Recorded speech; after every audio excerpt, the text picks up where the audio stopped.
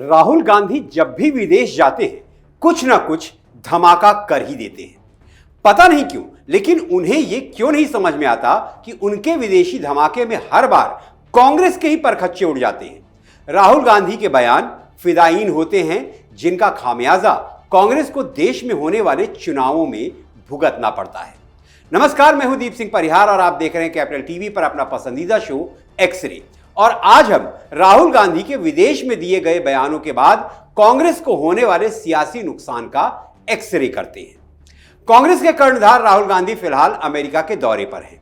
उन्होंने अमेरिका के बोस्टन में ब्राउन यूनिवर्सिटी में स्टूडेंट्स को संबोधित किया और इसी संबोधन के दौरान राहुल गांधी ने इस बार भारत के चुनाव आयोग को अमेरिका में बदनाम किया।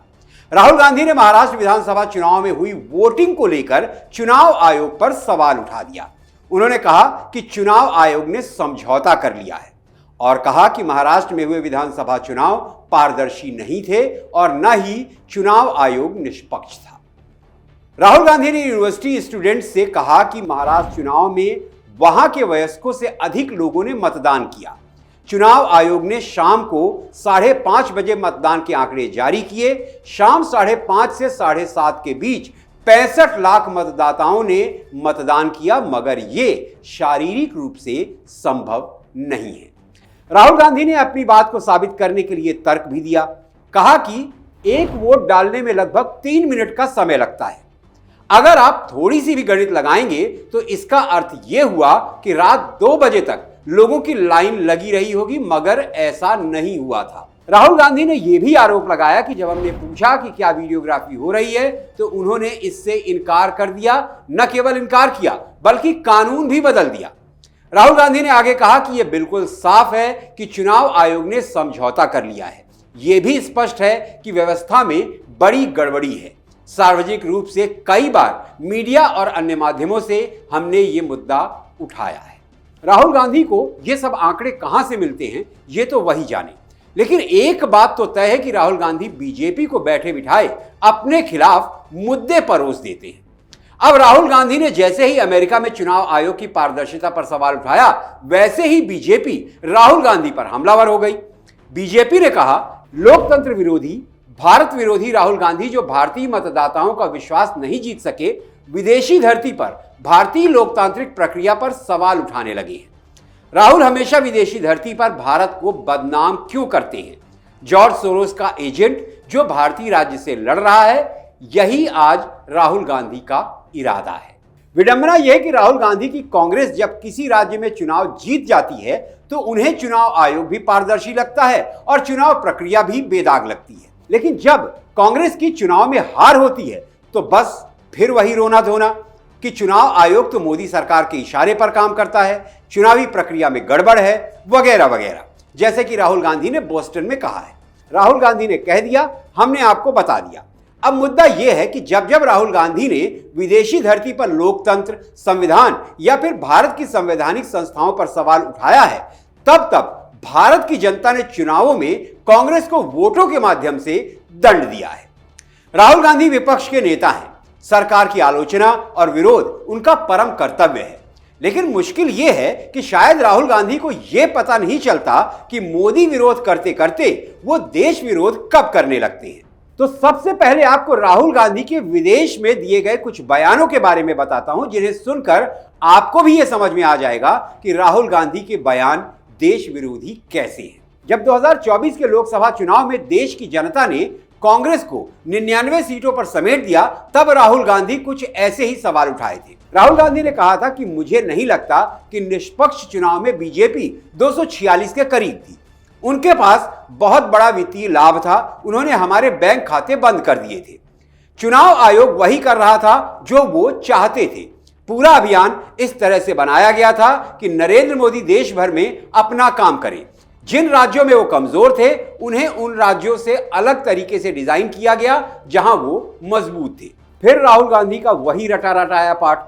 मोदी और आरएसएस की जोड़ी ने देश की संस्थाओं पर कब्जा कर लिया है। उन्होंने कहा कि चुनाव से पहले हम इस विचार पर जोर देते रहे हैं कि संस्थाओं पर कब्जा कर लिया गया है। आरएसएस ने शिक्षा प्रणाली पर कब्जा कर लिया है, मीडिया और जांच एजेंसियों पर कब्जा कर लिया है। हम ये कहते रहे लेकिन लोगों को ये समझ में नहीं आ रहा था। मैंने संविधान को आगे रखना शुरू किया और मैंने जो भी कुछ कहा था वो अचानक से फूट पड़ा। गरीब भारत, उत्पीड़ित भारत, जिसने ये समझ लिया कि अगर संविधान खत्म हो गया तो पूरा खेल खत्म हो जाएगा। गरीब लोगों ने गहराई से समझ लिया कि यह संविधान की रक्षा करने वालों और इसे नष्ट करने वालों के बीच की लड़ाई है। राहुल गांधी जी, बड़ी ही अजीब बात है। आप कहते हैं कि जनता यह समझ चुकी है कि लड़ाई संविधान की रक्षा करने वाले यानी आप और संविधान को नष्ट करने वाले यानी कि पीएम नरेंद्र मोदी और बीजेपी के बीच की लड़ाई है। तो फिर ऐसा क्यों हुआ कि जनता ने कांग्रेस को 11 साल में तीसरी बार नकार दिया? तो राहुल जी, संविधान की पॉकेट बुक पॉकेट में रखने पर संविधान के रक्षक आप नहीं कहे जा सकते। और वोट देने वाली जनता ने भी यही जाना समझा, तभी तो आपको 2024 के लोकसभा चुनाव में 99 पर ही निपटा दिया। मई 2023 में भी राहुल गांधी ने अमेरिका की यात्रा की थी। तब कैलिफोर्निया में कुछ भारतीयों से बात करते हुए कहा था कि आरएसएस और बीजेपी भारत में राजनीति के सभी साधनों को कंट्रोल कर रहे हैं। इसी दौरे में सैन फ्रांसिस्को में राहुल गांधी ने कहा था कि गरीब और अल्पसंख्यक समुदाय के लोग आज भारत में असहाय महसूस कर रहे हैं। मार्च 2023 की बात है, जब राहुल गांधी यूनाइटेड किंगडम के दौरे पर थे। लंदन में राहुल गांधी ने जो कहा उसकी गूंज भारत में सुनाई दी। लंदन में राहुल गांधी ने कहा कि 2014 में बीजेपी सरकार के सत्ता में आने के बाद से भारत में अभिव्यक्ति की स्वतंत्रता का दमन किया जा रहा है। 2022 में राहुल गांधी कैम्ब्रिज यूनिवर्सिटी में गए थे। वहां स्टूडेंट्स को संबोधित किया और कहा कि भारत एक राष्ट्र नहीं बल्कि राज्यों का संघ है। अपने परम धर्म मोदी विरोध का निर्वाह करते हुए उन्होंने कहा कि देश के लिए मोदी के नजरिए में हमारी आबादी का एक बड़ा हिस्सा शामिल नहीं है। राहुल गांधी का इशारा मुस्लिम समुदाय की ओर था। अगस्त 2018 में राहुल गांधी ने जर्मनी और ब्रिटेन की संयुक्त यात्रा की।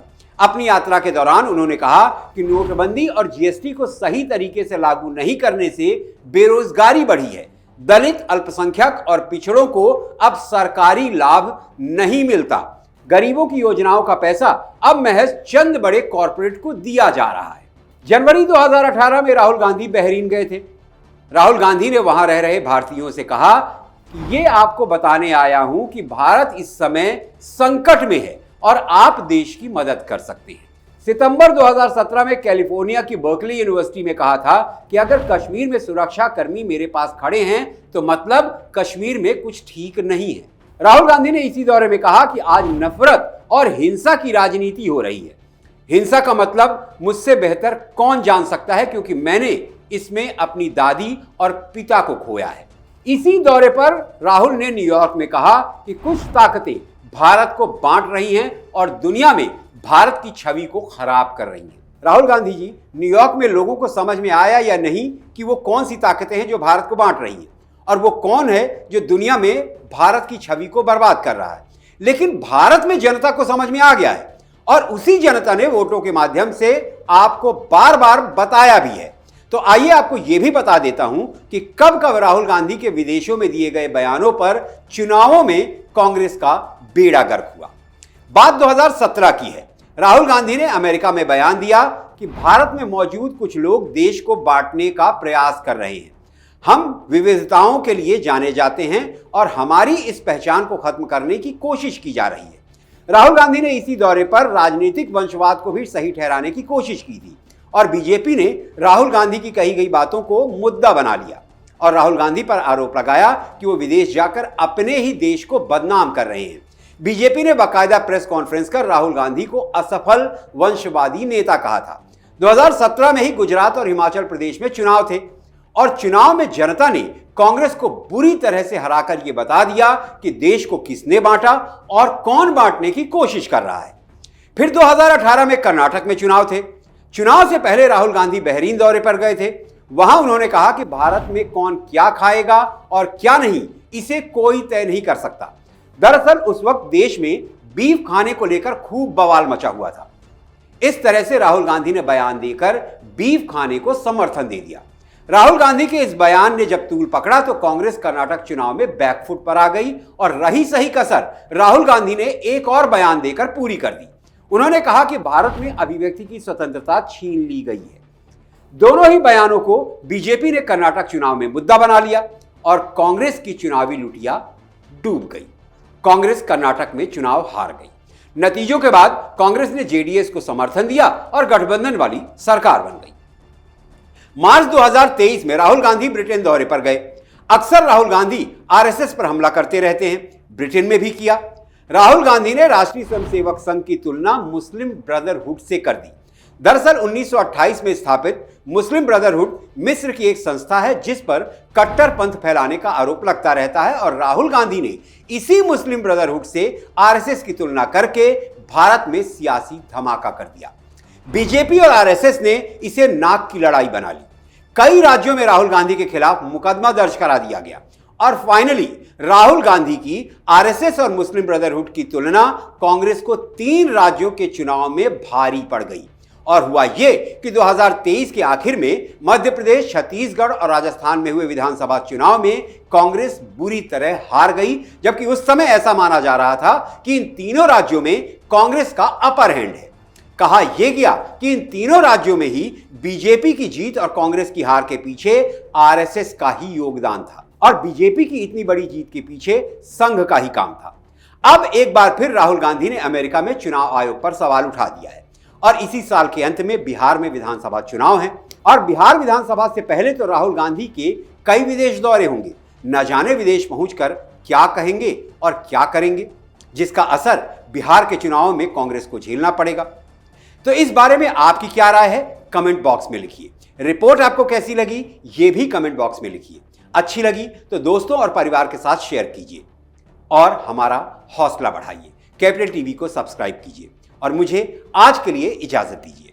अगली एक्सरे रिपोर्ट के साथ आपसे फिर मुलाकात होगी। तब तक आप अपना ख्याल रखें, स्वस्थ रहें, सुरक्षित रहें। जय हिंद, जय भारत।